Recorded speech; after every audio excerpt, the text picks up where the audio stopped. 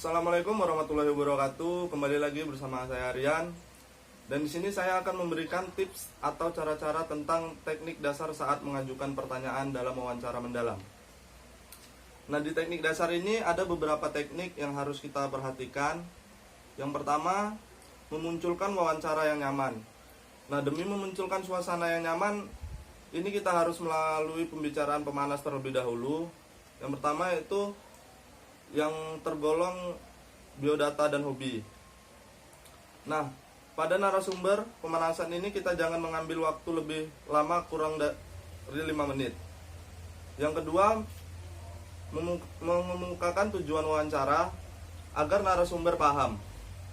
Sifatnya situasional, di mana kita harus memberitahu kepada narasumber tentang tujuan wawancara ini agar narasumber tersebut paham maksud dan tujuan kita wawancara narasumber tersebut.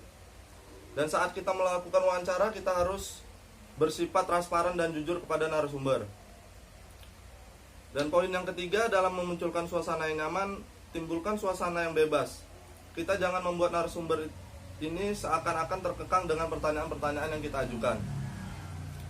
Kita harus membolehkan narasumber melakukan kegiatan yang sedang dia lakukan atau hobi-hobi yang sedang dia kerjakan, ya seperti duduk-duduk santai, ngopi, atau olahraga, atau masak, dan lain-lainnya.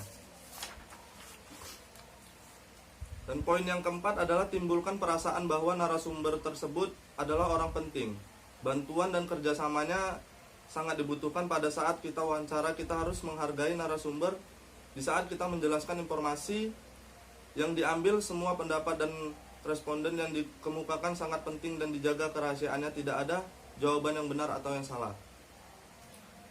Dan teknik yang kedua yaitu mengadakan probing atau menyelidik.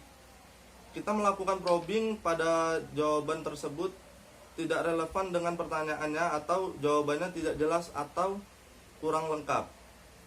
Teknik yang ketiga yaitu intonasi suara harus dikontrol dengan baik agar responden tetap merasa nyaman dalam sesi wawancara.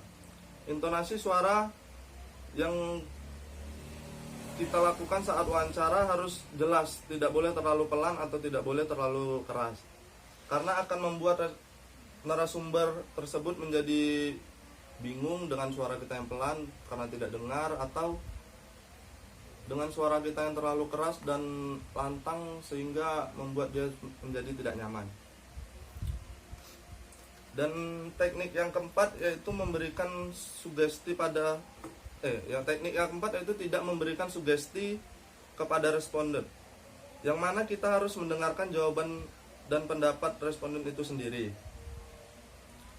Dan teknik yang kelima yaitu kecepatan berbicara di saat kita mewawancarai narasumber. Kita harus mengatur kecepatan berbicara supaya responden mengerti tentang apa yang kita tanyakan. Dan adapun teknik yang keenam, hindari pertanyaan yang sensitif. Hal ini yang harus kita perhatikan saat kita akan memberikan pertanyaan. Jangan kita memberi pertanyaan yang sensitif yang bisa membuat narasumber tersebut menjadi sakit hati atau tersinggung dengan pertanyaan-pertanyaan yang kita ajukan. Dan teknik yang ketujuh, kontak mata dengan narasumber harus kita cegah. Kenapa?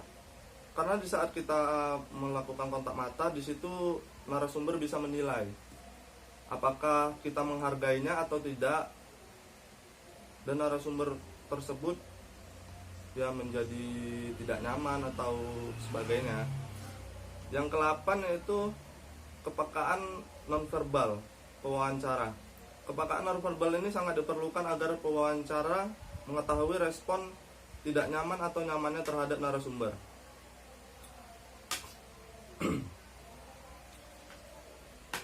Contohnya, kita bisa melihat intonasi suara dia saat berbicara, atau melihat raut wajahnya kesal atau bahagia atau gimana.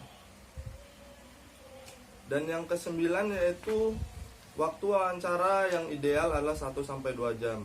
Karena kalau kita melebihi waktu yang ideal, bisa jadi membuat narasumber jadi bosan atau ada kegiatan yang harus dia lakukan dan membuat wawancara itu disudahi atau